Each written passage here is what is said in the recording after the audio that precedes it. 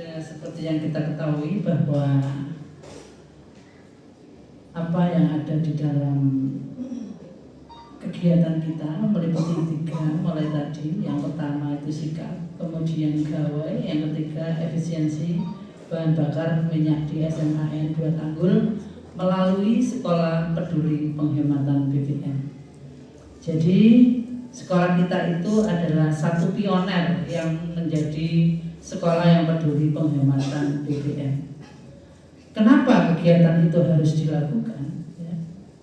Karena yang pertama itu adalah berdasarkan surat edaran Menteri ESDM nomor 8, tidak salah itu tahun 2025. Kemudian yang kedua, surat edaran dari Kepala Cabang Dinas Pendidikan Wilayah Jember pada tanggal 24 Maret 2026. Yang terakhir yaitu surat keputusan tentang Sekolah Peduli Hemat Energi oleh Bapak Kepala Sekolah.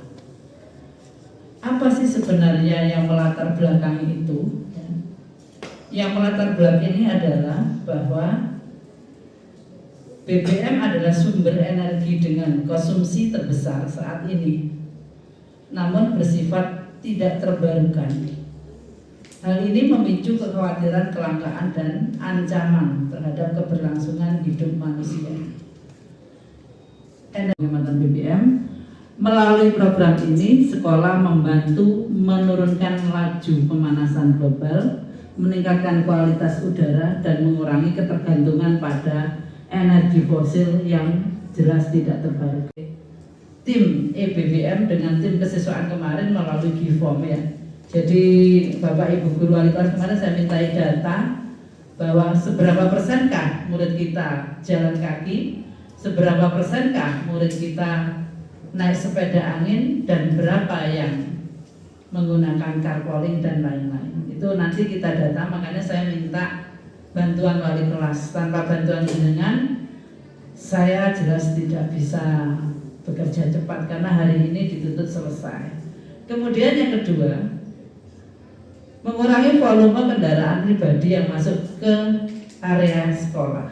Jadi kalau memang ada dulu kendaraan itu berarti efeknya adalah carpooling. Jadi misalnya Bu Im membawa mobil harus menghampiri Bu Siska, Bu Mei, Pak Budi atau siapapun. Jadi carpooling itu seperti itu. Jadi boleh menggunakan kendaraan pribadi tapi dengan syarat carpooling kalau kita mendukung efisiensi BBM.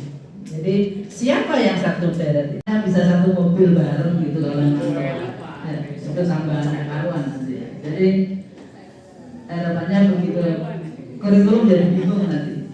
Yang ketiga, mendorong perilaku ramah lingkungan yang jelas akan berpengaruh kepada kondisi lingkungan kita itu secara global ya.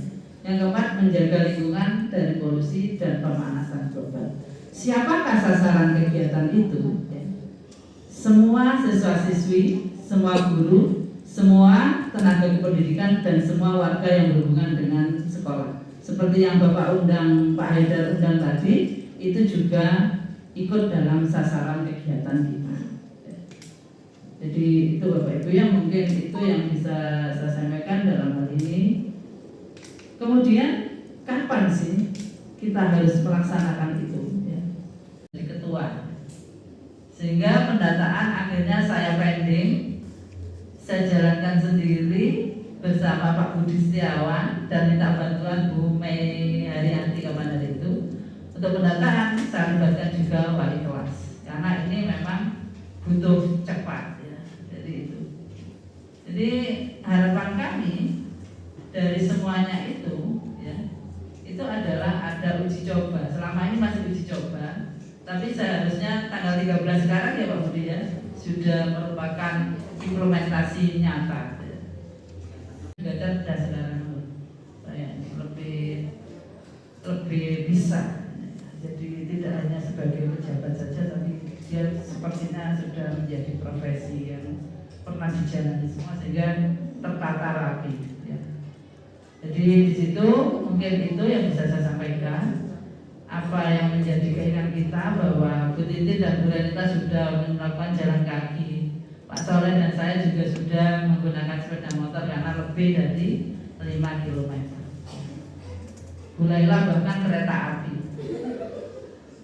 Saya harus jalan oleh mana Bunda, katanya begitu. Ya, jadi itu. Terima kasih. Mungkin ada pertanyaan. Bapak Ibu yang saya hormati, sebelum pemerintah menyanangkan efisiensi, Pak Soleh sudah pakai Gram. Kenapa? Saya beri contoh bahwa casing itu tidak penting, tapi yang penting adalah adab. Ya, Bapak Ibu, ini mohon dicermati. Apapun yang kita punya itu hanya sementara. Kalau Allah kasih, kita minta pasti dikasih apapun kepada Allah. Kalau Allah tidak ridho, besok bisa habis. Makanya ketika ada teman kita, wah casing itu penting Mas untuk penampilan perfect, prestis. Ya itu kalimat untuk sekarang nggak berlaku ternyata. Bahkan tetangga saya, Pak Soleh lagi apa mobil ini Pak Gren. Jawab saya efisiensi. Jadi berita pas jawabannya Pak Soleh. Assalamualaikum warahmatullahi wabarakatuh. Mohon izin Bapak Ibu terkait efisiensi BBM. Kalau diminta kemarin kan ada pendataan, kalau seandainya satu jalur dimohon untuk sebisa mungkin bersama, kan nonton gitu. Atau kalau seandainya boten bisa menggunakan kendaraan umum.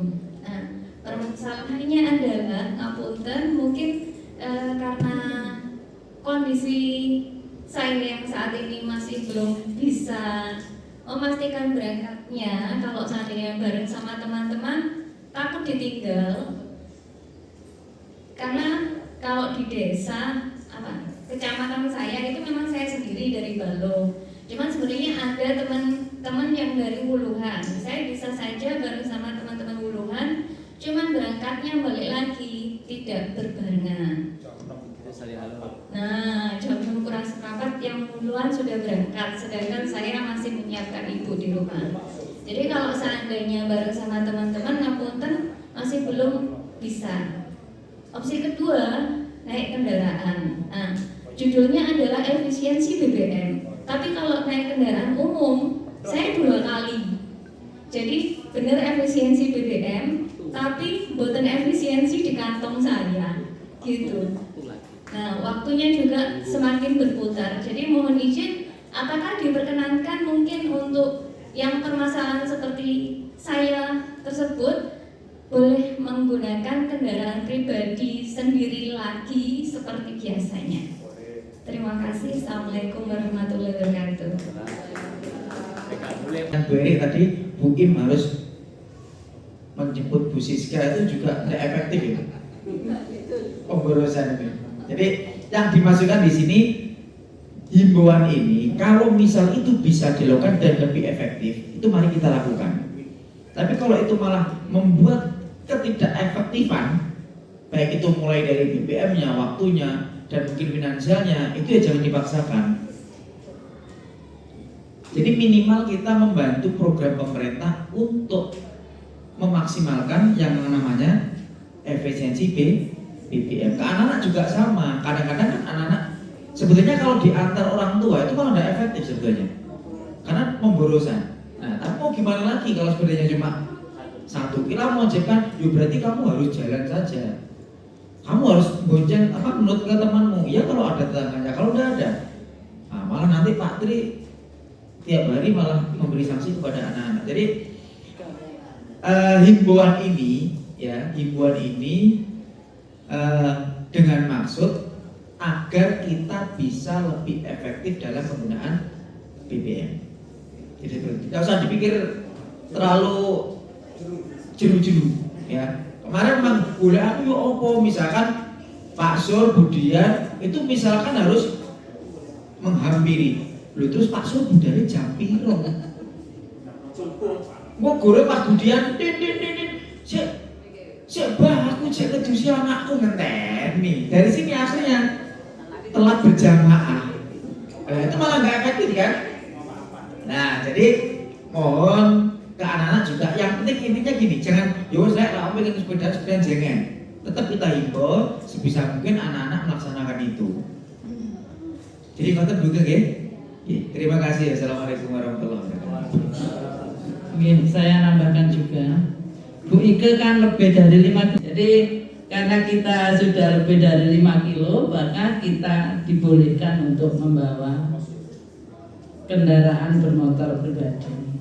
Kalau Bu Ita ini tidak boleh karena jalan kaki, kurang 1 kilo Bu Renita sama Bu Titin. Saya mancar sebenarnya kuat, tapi kalau istirahat jangan dimarahi loh di sini ya. Jadi itu. Jadi mungkin kalau di sini tidak ngulang katanya Bu Im, alasan tok sama Mbak. Jadi mungkin itu. Jadi Bu Ike kasihan juga, Ibu apalagi sakit. Jadi itu hanya himbauan. Kita menghemat daya gitu aja. Apalagi sekarang kompor gas itu gasnya udah luar biasa sulitnya. Mungkin kita akan dikembalikan ke zaman batu ya. Jadi kita pakai kayu lagi. Jadi mungkin itu sosialisasi hari ini. Mungkin saya akhiri dan mohon maaf jika ada salah kata. Wabillahi taufik wal hidayah. Wassalamualaikum warahmatullahi wabarakatuh.